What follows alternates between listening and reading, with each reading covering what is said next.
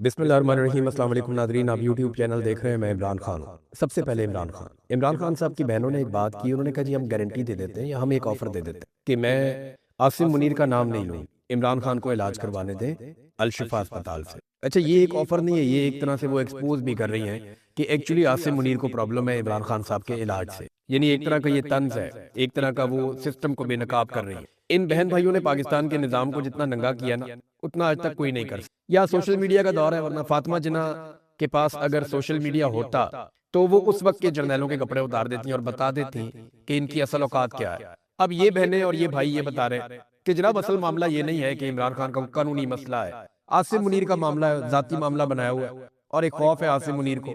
तो उन्होंने कहा जी कि मैं आसिम मुनीर का नाम नहीं लेती, मैं ये ऑफर दे देती हूँ। अच्छा, हमारे कुछ छोटे दिमागों वाले लोग हैं, वो समझे कि ये सीरियस बात हो रही है। भैया आसिम मुनीर को एक्सपोज किया जा रहा है। अब ये जुल्म के खिलाफ तो बोलते नहीं है, ये कभी नहीं कहते कि आसिम मुनीर साहब जुल्म बंद कर दें। ये कभी नहीं कहते कि पाकिस्तान की मिलिट्री एस्टेब्लिशमेंट जो गंद लगातार पिछले 70 साल से मार रही है वो उसको अब बंद कर दे, क्योंकि अवाम उनसे मुतनफर हो चुकी है और बहुत हद तक अब लोग खड़े हो गए। माजी में लोग ऐसे खड़े नहीं हुए जैसे लोग अब खड़े हो गए और एक मकबूल तरीन लीडर जेल में। ये जनाब अब बहाने बनाते हैं कि मजलूम के अंदर कीड़े निकालते हैं कि मजलूम ने ये क्यों किया, मजलूम ने वो क्यों कहा। कभी ये कहते हैं कि इमरान खान को फौरन डील ले लेनी चाहिए, इमरान खान को सर नीचे झुकाकर माफिया मांगनी चाहिए। कभी ये लोग ये कहते हैं और जैसे ही कोई नरम बात आती है साथ ही कहते हैं देखा लेट गया।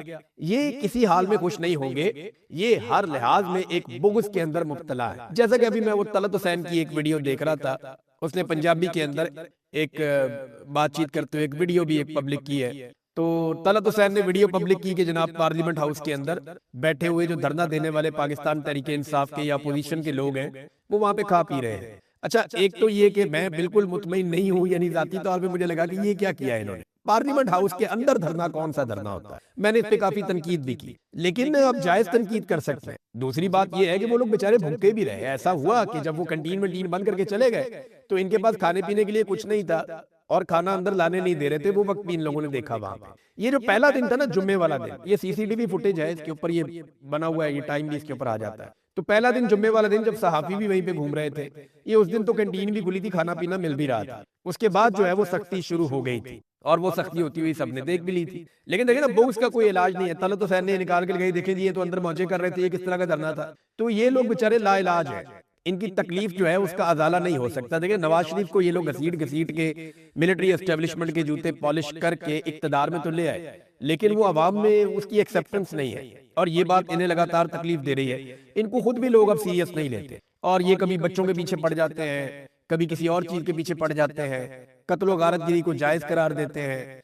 ये नहीं बोलेंगे कि पंजाब के अंदर 900 कत्ल हो गए पिछले 8 महीने में, इसके ऊपर बात नहीं करेंगे। ये लग्जरी तैयारा इन्होंने ले लिया एक, उस पर बात नहीं करेंगे। अच्छा, एक के बाद एक ये बहाने बनाते हैं। मुझे हैरत होती है कि इतने झूठे हैं ये कि रमजानुल मुबारक में भी झूठ बोलते हैं। यानी गल्फ स्ट्रीम का लग्जरी तरीन जहाज इन्होंने लिया। तो ये जहाज के बारे में बताता हूँ, ये अगर 1 घंटा ये फ्लाई करता है ना तो ये 18-19 लाख रुपया लगता है इसके 1 घंटे के ऑपरेशन पे। इसकी कॉस्ट है फ्लाइंग की। फिर हर साल इसके ऊपर जो है इसकी मेंटेनेंस के ऊपर शुरू में जरा कम लगते हैं, बाद में बढ़ते जाते हैं। तो 1.5 से 3 मिलियन डॉलर्स तक जो है वो इसकी सालाना मेंटेनेंस है। ये इतना महंगा तैयारा हमने ले लिया, जितने की हमने पूरी एयरलाइन बेची है ना पीआईए, उससे कम पैसों में हमने ये तैयारा ले लिया। ये है नाजरीन टोटल औकात पाकिस्तान के हुक्मरानों की कि अपने झूले लेने के लिए, अपने एंजॉय करने के लिए दुनिया का लग्जरी तीन तैयारा लिया। बहुत सारे मुल्कों में जो हमसे ज्यादा अमीर हैं, हमसे ज्यादा बेहतर हैं, उनके हुक्मरानों के पास भी इतना लग्जरी और इतना शानदार तैयारा नहीं है जितना शानदार अब हमारी वजीर आला पंजाब के पास। ये तैयारा उड़ता उड़ता भी रहा है, इसकी अभी रिकॉर्ड भी आ गया। कभी सियालकोट गया, कभी मियां वाली गया,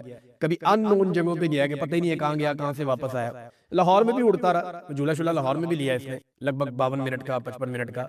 तो ये जो तैयारा है इसका इस्तेमाल भी हो रहा है। अच्छा, ये झूठ कितना बोलते हैं। कभी कहते हैं जनाब ये तो हम एयर पंजाब के लिए लेकर आए। एयर पंजाब जिसका कोई वजूद ही नहीं है, उसका तैयारा पहले एयरलाइन बनती है, उसके बाद तैयारे आते हैं। एयरलाइन बनती है, भर्तियां होती हैं, दफ्तर बनते हैं, एंड में तैयारे आते हैं। ये जनाब तैयारा पहले पहुंच गया। कैसा लोगों को बेवकूफ समझते हैं। फिर वहां पे टाउट मजीद उठते हैं, दरबारी उठते हैं, वो कहते हैं जी ये तो मरीजों को मुंतकिल करने के लिए लेकर आए कि इसके अंदर मरीजों को मुंतकिल करेंगे। यार वैसे हद है बेशर्मी, मरीजों को मुंतकिल कर, पूरी दुनिया में अमेरिका समेत दुनिया का कोई ऐसा मुल्क नहीं है जहां पे मरीजों को मुंतकिल करने के लिए इतना लग्जरी तैयारा रखा गया हो। ऐसी ऐशो इशरत। तो ये सब झूठ है। हो सकता है कोई एक आधी वीडियो ये बना के जारी भी कर दे, एक दो वीडियो, मरीज लेटा हुआ हो, क्योंकि वहां पे सोफा कम बेड भी लगा हुआ है, बड़ा कमाल किस्म का, लेटने की जगह भी है इस तैयारे में। तो 19 बंदों के तैयारे में हो सकता है इक्का दुक्का दफा तनकीद से बचने के लिए या दो नंबरी करने के लिए हरकत ये करें। बहरहाल आसिम मुनीर के ऊपर ये एक तरह का दबाव है कि ठीक है यार, आपका नाम नहीं लेते, आप इमरान खान का इलाज तो करवाएं। अब इमरान खान की बहनें कहती हैं कि अगर इमरान खान को जमानत मिल जाती है तो हम उनको सीधा अस्पताल लेकर जाएंगे, अलशिफा अस्पताल लेकर जाएंगे अगर जमानत मंजूर हो जाती है। और ये डोगर साहब तो केस ही नहीं लगा रहे इमरान खान साहब का। और अलीमा खानम ने कहा कि बानी पीटीआई इमरान खान साहब की रिहाई तभी मुमकिन है जब जस्टिस सरफराज डोगर केस की समाअत करेंगे। जब जमानतें मिलेंगी तो इसी वक्त इमरान खान साहब को जेल से सीधा अलशिफा अस्पताल लेकर जाएंगे, ये जनाब उन्होंने कहा। अब नाजरीन आए आप एक और बात की तरफ के पाकिस्तान के नुक्ता नजर से ना आज एक बड़ा अहम दिन, और मुझे इसकी अहमियत का अंदाजा उसी वक्त हो गया जब ताहिर अशरफी को लॉन्च किया। मौलवी ताहिर अशरफी एक दरबारी मौलवी हैं, सरकारी मौलवी हैं। इन्हें हमेशा उस मौका पर लॉन्च किया जाता है जब पाकिस्तान की मिलिट्री एस्टेब्लिशमेंट ने कोई गेम डालनी होती है। जब भी आसिम मुनीर साहब ने कोई नया कट्टा खोलना होता है तो पहले ये मौलवी लॉन्च किया जाता है और ये आकर बताता है और ये उसकी इस्लामी अफादियत बयान करता है। यानी बहुत ही बेशर्मी की हद तक ये जाते हैं ताहिर अशरफी साहब ना। तो ताहिर अशरफी साहब जनाब अब लॉन्च हो गए और मसला ये है कि आज का दिन है 19 तारीख। अमेरिका में जो है वो सुबह हो जाएगी और ये जो दिन अमेरिका के पाकिस्तान में जब दिन गुजरता है तो फिर अमेरिका में दिन शुरू होता है। आप ये वीलॉग रात को सुन रहे हैं तो अब अमेरिका में कार्रवाई हो रही है, तो मैं आपको सुबह वाले वीलॉग में तफसीलात बताऊंगा। तो हुआ ये है कि वहां पे डोनाल्ड ट्रंप ने बुला लिया है उन ममालिक को जिनके साथ बैठकर वो बोर्ड ऑफ पीस या बोर्ड ऑफ नेतन्याहू जो है वो उसके ऊपर अब अमल दरामद करेंगे और उसकी सबसे तौसीक लेंगे। अब यहाँ पे अनाउंस किया जाएगा फौजें कौन कौन सी आ रही हैं। पाकिस्तानी जो गवर्नमेंट है वो कोई ऐसा हल निकालना चाहती है या पाकिस्तानियों को कम से कम ऐसा यकीन दिलाना चाहती है कि हमारी फौज गजा में जा तो जरूर रही है, लेकिन ये कौम को बावर करवाना चाहते हैं कि ये फौज गजा में लड़ने के लिए नहीं जा रही, ये कोई सिक्योरिटी की ड्यूटी करने के लिए जा रही है। किसी इमारत की सिक्योरिटी कर ली, किसी बंदे की सिक्योरिटी कर ली, किसी और फर्द की सिक्योरिटी कर ली, किसी प्रोजेक्ट की सिक्योरिटी कर ली। कोई बफर जोन बनाएगा इसराइल अपने और फलस्तीनियों के बीच में, उस बफर जोन के अंदर ड्यूटी कर ली। तो इस किस्म की ड्यूटियां, यानी कोई ऑपरेशनल ड्यूटी ये वहां पे करना नहीं चाह रहे, ये कौम को ये बताएंगे। लेकिन देखिए ये बात मानेगा कोई नहीं, क्योंकि ये गजा स्टेबलाइजेशन फोर्स है। इसके अंदर जितने ममालिक होंगे ना, ये फोर्स जो भी काम करेगी उसका बर्डन उन तमाम ममालिक पर आएगा और यही अमेरिका का फॉर्मूला है। डोनाल्ड ट्रंप ने बड़ा स्मार्ट मूव किया। वो सारा बर्डन जो अकेले नेतन्याहू के ऊपर आता था वो बर्डन डोनाल्ड ट्रंप ने शिफ्ट कर दिया बहुत सारे मुसलमान मुल्कों पर जो बोर्ड ऑफ पीस का हिस्सा है। और अब जो फौजें आएंगी लड़ाई का बर्डन उन सबके ऊपर शिफ्ट हो जाएगा।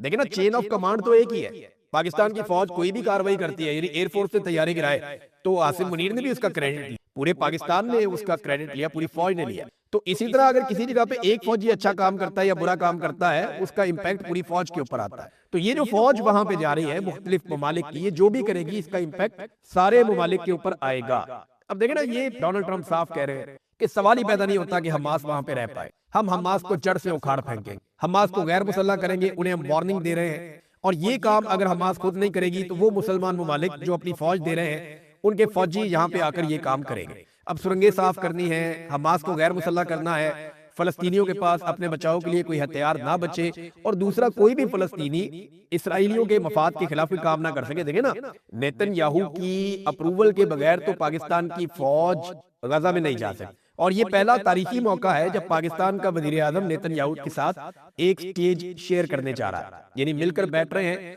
पाकिस्तान और इसराइल। ये आज पहला मौका है और ये तुर्रा इम्तियाज शहबाज शरीफ साहब को है, फील्ड मार्शल आसिम मुनीर साहब को है कि उन्होंने ये दिन दिखाया इस कौम को कि इस वक्त की जो मौजूदा तारीख है इसका सबसे बड़ा जंगी मुजरिम, जिसे बहुत सारे यूरोपीय ममालिक अपने मुल्क में दाखिल नहीं होने देते, एक ऐसा शख्स जिसके ऊपर आलमी सतह पे केसेस चल रहे हैं और सबसे बड़ा जंगी जराइम का मुर्तकिब करार दिया जाता है नेतन्याहू, उसके साथ शहबाज शरीफ जाकर बैठ रहे हैं। बहुत बड़ा हौसला चाहिए, बहुत बड़ा दिल चाहिए। तो शहबाज शरीफ साहब ने ये काम किया है, पाकिस्तान की तारीख में कोई और लीडर ये काम नहीं कर पाया। देखिए ना, ये चीजें बताती हैं कि अगर पाकिस्तान का फौजी जर्नैल या मिलिट्री एस्टेब्लिशमेंट वो एक तरफ खड़ी हो जाए तो चीजें कितनी आसान हो जाती है। इमरान खान अगर एक गाड़ी भी खरीद लेता ना फर्ज करें इन हालात में, तो पाकिस्तान के मीडिया ने पिट से आपा कर देना था, तत्ते तवे पे बैठ जाना था, इन्होंने रो रो के जमीन आसमान के कलाबे मिला देने थे। लेकिन मरियम नवाज 11 अरब रुपए का तैयारा भी ले ले, पीआईए की टोटल वैल्यू जितने में पीआईए बेची है उससे महंगा तैयारा ले ले, अगर मरियम नवाज, तो पाकिस्तान का मीडिया उस पर बात नहीं करता। सरकारी मुलाजमीन 10 दिन से बैठे हुए पंजाब की सड़कों पे, उन्होंने तराबी भी वही पढ़ी है, सहरी भी वही की है और अफ्तारी भी, लेकिन किसी को परवाही नहीं है। पाकिस्तान का मीडिया नहीं दिखा रहा, वो बेचारे अपने मुतालबात लेकर आएंगे, जनाब हमारी बात तो सुन लें आप। तो ये जब आपके साथ मिलिट्री एस्टेब्लिशमेंट होती है ना, तो फिर पाकिस्तान जैसे मुल्क में आप जो मर्जी करते हैं। अभी पाकिस्तान में कोई हार जाए, कोई जीत जाए, हॉकी की बुरी हालत हो जाए, हॉकी की अच्छी हालत हो जाए, किसी को नौकरी मिले, कोई इस्तीफा दे, मौलवी चांद देखने छत पे चढ़े, चांद नजर आए या चांद नजर ना आए, हर जगह पे फील्ड मार्शल का शुक्रिया अदा किया। आप अंदाजा करें ना, पाकिस्तान का प्राइम मिनिस्टर यूनाइटेड नेशंस में खड़ा होकर फील्ड मार्शल का नाम लेकर शुक्रिया अदा करता है। इसका मतलब क्या है कि पाकिस्तान को इस वक्त field marshal Asim Munir control कर रहे हैं। और इमरान खान की बहन ने एक्सपोज करते हुए उन्हें यह कहा कि जनाब ठीक है, आपका नाम नहीं लेते, आप मेरे भाई का इलाज करवाने दें। ये बड़ी शर्मिंदगी वाली बात है, जिसको कुछ टाउट्स उठा रहे हैं और उठाकर ये कह रहे हैं कि जनाब ये हो गया, हार गए, डर गए, इनका नजरिया बिक गया।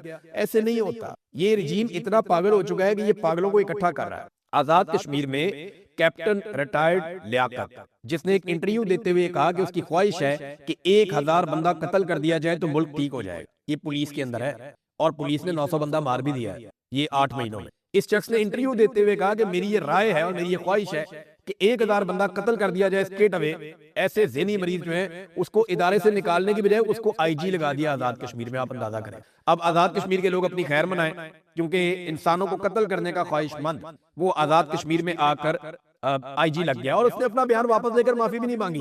अंदाजा करें आप, ये है जनाब इनकी सूरत हाल।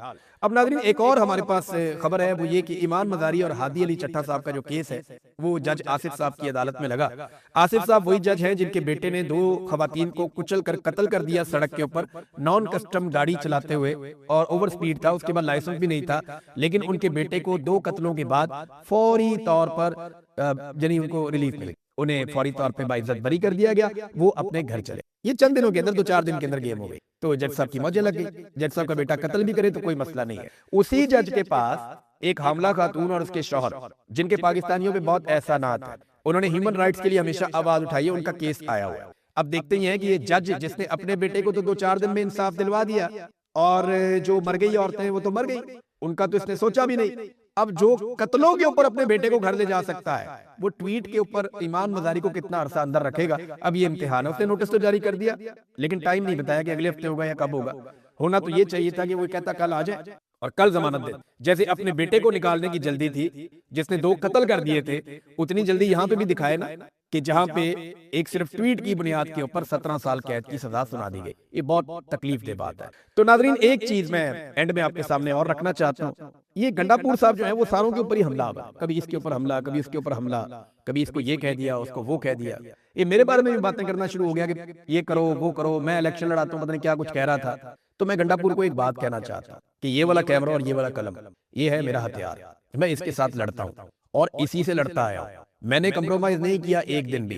गंडापुर उतनी मार तुम सोच भी नहीं सकते जितनी मैंने खाई है। गंडापुर साहब, मैं अगर आपकी तरह होता ना तो आज इस्लामाबाद में या लाहौर में बैठा होता, मेरी फैमिली दरबदर ना हो रही होती, मैं धक्के ना खा रहा होता, मैं इन हालात के अंदर कभी ना होता जिस तकलीफ से मैं और मेरा खानदान पूरा गुजर रहा है। तो आपकी तरह हम भी मौजे कर रहे होते, कबूतर उड़ा रहे होते, घोड़े भगा रहे होते, वहां पे पाकिस्तान के अंदर मेले ठेले एंजॉय कर रहे होते।